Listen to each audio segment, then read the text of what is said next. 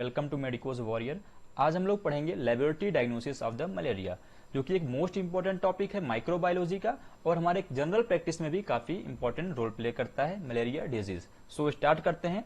Malaria disease को अगर आपको मलेरिया पैरासाइट को डायग्नोस करना है तो आपके पास होते हैं दो तरीके, या तो आप माइक्रोस्कोप का यूज कीजिए या बिना माइक्रोस्कोप के कीजिए। तो पहला होता है माइक्रोस्कोपिक टेस्ट, दूसरा होता है नॉन माइक्रोस्कोपिक टेस्ट। इस वीडियो में हम लोग माइक्रोस्कोपिक टेस्ट में पढ़ेंगे। सबसे पहले स्टार्ट करेंगे हम लोग पेरिफेरल ब्लड स्मीयर के बारे में। तो जो पेरिफेरल ब्लड स्मीयर है वह गोल्ड स्टैंडर्ड टेस्ट होता है, क्योंकि थोड़ा यह आसान होता है as compare to the other test, और इसमें जो कॉस्ट होता है इसका बहुत ही कम होता है। तो हम लोग बात करते हैं। सबसे पहले हमें स्मीयर बनाना है, तो स्मीयर बनाने के लिए हमें क्या चाहिए? ब्लड चाहिए। मतलब हमें सबसे पहले सैंपल को कलेक्ट करना पड़ेगा, और सैंपल कलेक्शन हम लोग कहाँ प्रेफर करेंगे? हम लोग पेरिफेरल ब्लड को लेना प्रेफर करते हैं। तो पीबीएस बनाने के लिए हम लोग पेरिफेरल ब्लड को लेना प्रेफर करते हैं। पेरिफेरल ब्लड कहाँ से मिल सकता है? आपको एयर लोब से मिल सकता है, या तो हमारे फिंगर टिप से मिल सकता है। आपको पता है फिंगर टिप्स को हम लोग प्रिक करते हैं और वहां से ब्लड को लेते हैं। ये जनरली एडल्ट में यूज करते हैं या चिल्ड्रेन में जो थोड़े से ओल्डर हों। इन्फेंट की बात करें तो वहां पर हम लोग ग्रेड टो का हेल्प लेते हैं। तो ये हुआ हमें सैंपल कलेक्शन का। दूसरी बात आती है कि हमें सैंपल कलेक्शन कब करना है। तो सैंपल कलेक्शन करने के लिए जो टाइम होता है वह, अगर पेशेंट को फीवर हो रहा है तो ट्राई कीजिए कि फीवर के कुछ घंटे बाद कीजिए। फीवर के टाइम पे सैंपल को कलेक्ट ना कीजिए। या तो अगर कोई एंटी मलेरियल ड्रग चल रही है तो उसके पहले, ड्रग देने के पहले ही सैंपल को कलेक्ट कर लेना चाहिए।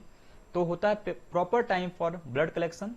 सबसे पहला few hour after the height of high fever या पैराऑक्सिमल ऑक्सीजन फीवर बोल सकते हैं। दूसरी बात, before taking the anti malarial drug. अब समझते हैं हम लोग कि गैप कितना होना चाहिए टाइम का। अगर सैंपल को कलेक्ट कर लिए हैं तो हमें कब स्मीयर को बनाना है? देखिए, डायरेक्ट कोशिश तो करनी चाहिए कि डायरेक्ट कैपिलरी से ब्लड लिया और स्मीयर बना दिया, लेकिन कई बार ऐसा होता है ट्रांसपोर्ट होता है, जैसे कि सैंपल कलेक्शन दूसरी जगह पे होता है और लैब दूसरी जगह पे होता है, तो आपको एंटी कोगुलेंट का हेल्प लेना पड़ता है। उस केस में क्या करना है? आपको विद इन 1 आवर स्मीयर को प्रिपेयर करना है। तो blood film should be prepared directly from the capillary blood. In case of anticoagulant blood, smear should be made within an hour of the collection of the blood. हम लोग जो PBS है उसको दो टाइप का बना सकते हैं, या तो थिक स्मीयर या तो थिन स्मीयर। तो पीबीएस दो टाइप के होते हैं, थिक स्मीयर या थिन स्मीयर। अब आप सोच रहे होंगे क्यों दो टाइप के हैं, यहाँ पे दो तरह के स्मीयर क्यों बनाए जा रहे हैं?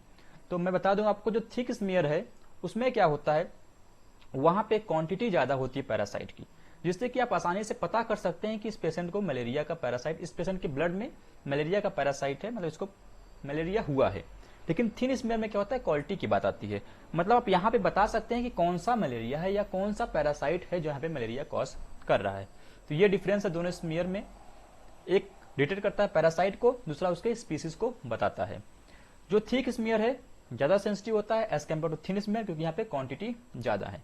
यह 40% मोर सेंसिटिव है as compare to thin smear. फिर बात करें, यह अगर 5 से 10 पैरासाइट भी हैं पर माइक्रोलीटर में, तब भी यह बता सकता है कि यहाँ पे पैरासाइट प्रेजेंट है। बताएगा क्या? आपको एग्जामिन करके खुद देखना पड़ता है, मतलब यहाँ पे दिखाई दिया जा सकता है। फिर हम बात करते हैं थिक स्मीयर से क्वांटिफिकेशन ऑफ पैरासाइटेमिया पता कर सकते हैं। मतलब पता कर सकते हैं कि ब्लड में कितने पैरासाइट हैं। कुछ फॉर्मूला होते हैं, अभी हम लोग देखेंगे अच्छे से। फिर यह मलेरियल पिगमेंट को भी पता कर सकता है। तो ये प्रॉफिट है थिक स्मीयर के। और थिन स्मीयर का प्रॉफिट क्या है कि आप स्पेसिफिक दवा दे पाएंगे, आपको पता चल जाएगा किस टाइप के स्पीसीज से यहाँ पे मलेरिया हुआ है। ये हुआ type of peripheral blood smear. अब हम लोग पढ़ेंगे क्वांटिफिकेशन ऑफ पैरासाइटेमिया। हमें पता करना है कि ब्लड में कितना पैरासाइट प्रेजेंट है, तो उसके लिए एक प्लस मेथड होता है। उसमें सिंपली आपको करना क्या है, जब आप माइक्रोस्कोप में देखते हैं तो आपको एक एरिया दिखाई देता है। उस एरिया को हम क्या बोलते हैं? उसको बोलते हैं फील्ड। तो आपको बस देखना क्या है, उस फील्ड में आपको वैसे कम से कम 100 फील्ड देखने हैं और पता करना है कितने पैरासाइट दिख रहे हैं। अगर 100 फील्ड को देखने के बाद टोटल आपको 1 से 10 पैरासाइट दिखते हैं, तब आपको प्लस 1 मार्क करना है, मतलब 1 प्लस लिखना है। और अगर 100 फील्ड को देखने के बाद आपको 10 से ज्यादा लेकिन 100 से कम पैरासाइट दिखते हैं तब आपको 2 प्लस लिखने हैं। और अगर हर एक फील्ड में आपको पैरासाइट दिख जा रहा है, अब जितने भी फील्ड देख रहे हैं सब में पैरासाइट दिख जा रहा है, लेकिन जो मैक्सिमम नंबर है पैरासाइट का हर एक फील्ड में वह 10 से कम है, तब आपको +3 मार्क करना है। और अगर लेकिन एक फील्ड में आपको पैरासाइट दिख रहा है, हर एक फील्ड में पैरासाइट दिख रहा है, लेकिन नंबर जो है वो 10 से ज्यादा हो जा रहे हैं, तब आपको +4 मार्क करना है, मतलब सीवियरिटी ज्यादा हो गई है। तो आपको पता चल सकता है कि कितना ज्यादा इन्फेक्शन हो चुका है। यह मेथड हम पहले यूज करते थे। अब के लिए हम WBC या RBC से कंपेयर करते हैं। थिक स्मीयर की बात करें तो वहां पर हम WBC से कंपेयर करते हैं। हम करते क्या है, एक फील्ड को देखते हैं और देखते हैं कि वहां कितने पैरासाइट प्रेजेंट हैं। टोटल पैरासाइट को काउंट करते हैं, फिर कंपेयर करते हैं कि WBC कितना प्रेजेंट है। दोनों को पता करके क्या करते हैं, हम लोग ऊपर लिखते हैं कितना पैरासाइट प्रेजेंट है अपॉन नीचे कितना WBC प्रेजेंट है इनटू टोटल WBC कितना होता है एक पर्सन के बॉडी में। उससे हमें मालूम चलता है कितना क्वांटिटी है पैरासाइट का ब्लड में। तो यहाँ पे देख सकते हैं quantification of thick smear, number of parasite counted upon number of WBC counted into total WBC count. तो ये हुआ क्वांटिफिकेशन ऑफ पैरासाइट। अब बात करते हैं कि हम किस तरह से स्मीयर को बनाते हैं। तो थिक स्मीयर और थिन स्मीयर दोनों के लिए अलग अलग प्रोसेस होता है। हम बात करें अगर थिक स्मीयर का, तो वहां पे आपको क्या करना है, बिग ड्रॉप ऑफ ब्लड लेना है, उसको स्लाइड पे डालना है, उसको आपको स्प्रेड करना है। 1 सेंटीमीटर स्क्वायर के एरिया में स्प्रेड कीजिए और कुछ तरह स्प्रेड कीजिए कि उसका जो थिकनेस है वो ऐसा हो कि आपको अगर पीछे आप कोई न्यूज़पेपर रख रहे हैं तो आप वहां से उसको पढ़ सकें। तो आपको लेना है क्या, बिग ड्रॉप ऑफ ब्लड लेना है, 1 से 2 सेंटीमीटर स्क्वायर तक आपको उसको स्प्रेड करना है। फिर आपको देखना है क्या, मतलब इसकी थिकनेस कितनी होनी चाहिए, तो न्यूज प्रिंट आप पढ़ सके इतनी थिकनेस होनी चाहिए। बात करें अगर हम लोग थिन स्मीयर के केस में, थिन स्मीयर के केस में छोटा सा ड्रॉप लेना है ब्लड का, उसको कॉर्नर पे रखना है, मतलब जो किसी एक एंड पर स्लाइड के रखना है। वहां पे क्या करना है, आपको स्प्रेडर की हेल्प से हमें इसको ब्लड को स्प्रेड करना है। स्प्रेडर क्या होता है, दूसरी स्लाइड होती है, उसको आपको ब्लड ड्रॉप के पास रखना है, थोड़ा सा आपको पीछे ले जाना है, फिर आपको आगे की तरफ खींचना है। स्टार्टिंग में आप लोग 45 डिग्री सेल्सियस को रखेंगे हॉरिजॉन्टल वाले स्लाइड से और स्प्रेडर से, उसके बाद धीरे धीरे 30 तक ले जाएंगे और जेंटली आप उसको पुश करेंगे।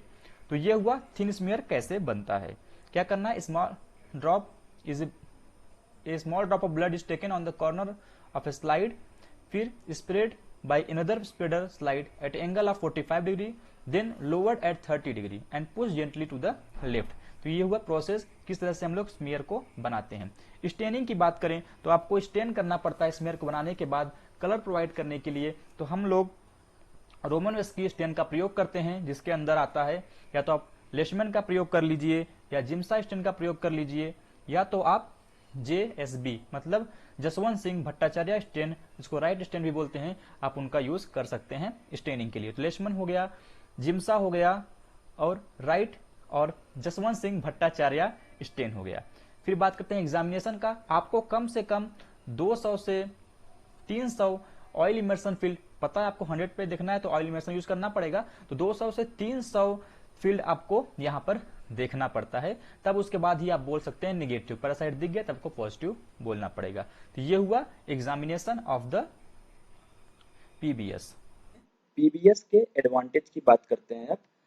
तो सबसे पहली बात तो बेसिक, यह सस्ता होता है, चीप होता है और यह सिंपल प्रोसेस होता है, ज़्यादा इसमें कॉम्प्लिकेशन नहीं होता है। तो सिंपल है, रैपिड और चीप है। हालांकि ज़्यादा रैपिड नहीं है, तब भी बाकी के कंपेयर में जो उस समय के थे उसमें सिंपल, रैपिड एंड चीप होता है। अब जो टेक्निक नई नई आई है वो बहुत फास्ट भी होती है, लेकिन थोड़ा ये चीप नहीं होती। जो अब वाली टेक्निक है उसमें थोड़ा सा कॉस्टली होता है। डिसएडवांटेज की बात करें हम लोग, तो मोस्ट डिसएडवांटेज इसका क्या है, देखिए जनरल इंसान, कोई जनरल आदमी इसको जल्दी नहीं एग्जामिन कर सकता, क्योंकि इसको एग्जामिन करने के लिए काफी पेशेंस चाहिए रहता है, क्योंकि इतने फील्ड को देखने रहते हैं। फिर वहां पे आपको देखना है कि कोई पैरासाइट दिख रहा है या नहीं दिख रहा है, इससे थोड़ा सा ये टीडियस प्रोसेस होता है। तो एक माइक्रोस्कोपिस्ट ही इसको कर सकता है। It's labour intensive and require experience microscopist. दूसरी बात करें कि थोड़ा सा इसकी सेंसिटिविटी जो है वो कम है। हालांकि जो थिक स्मीयर है उसका सेंसिटिविटी है, लेकिन थिन की बात करें तो वह तभी एग्जामिन कर सकता है, तभी पता कर सकता है जब पैरासाइट का लेवल कम से कम 200 से ज्यादा हो। 200 से ज्यादा अगर पैरासाइट हो पर माइक्रोलीटर, तभी वहां पे आप एग्जामिन कर सकते हैं। ये हुआ उसका डिसएडवांटेज। हमने पीबीएस का। तो यह हुआ हमारा पीबीएस का एग्जामिनेशन। नेक्स्ट वीडियो में हम लोग देखेंगे speciation of the malarial parasite, मतलब हमें कैसे पता करना है कि कौन सा पैरासाइट है, कौन सा प्रोटोजोआ है जो मलेरिया को कॉज कर रहा है। पैरासाइट प्रोटोजोआ फाल्सिपेरम है, प्रोटोजोआ वाइवेक्स है या मलेरिया है, कौन से प्रोटोजोआ है, इसको पता करने के लिए हम लोग पीबीएस का ही हेल्प लेते हैं। लेकिन उसके लिए हम थोड़ा सा डिटेल समझना पड़ेगा किस तरह से हम लोग पता करते हैं, किस बेस पे पता करते हैं, जैसे आरबीसी हो गया, स्कीजोन्ट हो गया। तो ये सब हम अगली वीडियो में देखेंगे। Thanks for watching the video, मिलते हैं नेक्स्ट वीडियो में।